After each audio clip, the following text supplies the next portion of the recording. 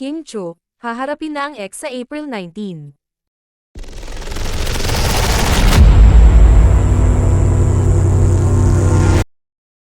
Mukhang konting pilit na lang at mapapao na si Kim Cho na sumali sa segment ng It's Showtime, na Especially for You, ha?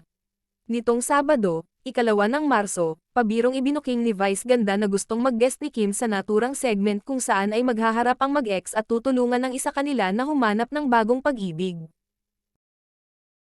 Kapag lagi siyang absent, tinetext niya ko, "Ma, pasensya ka na, wala na naman ako bukas. Pero wag kang mag-alala, magi-guest ako sa Especially for You," kwento ni Vice sa naging chikahan nila ni Kim. "Kimi, pwede ba sa birthday mo yun na lang ang prod mo?" Panggagatong na tanong naman ni Vong Navarro. Hindi rin nagpatalo sa Kim sa biruan dahil napatanong na rin siya kung sino-sino ang kasali sa mga searchy. Siyempre kailangan achiever rin, yung may ipagmamalaki. Hindi pwedeng basta-basta lang kay Kim Cho, sagot ni Vice. Matagal na rin namang naging usap-usapan ang pag-guest ni Kim sa segment. At pambubuking pa ni Vice, mas malala pa ang biruan nila kapag nasa backstage sila.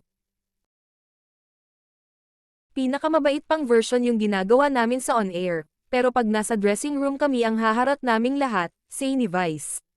Papatulan nga ba ni Kim ang birong ito? Abangan. Handa na ba talaga siyang harapin ang kanyang ex? Abangan.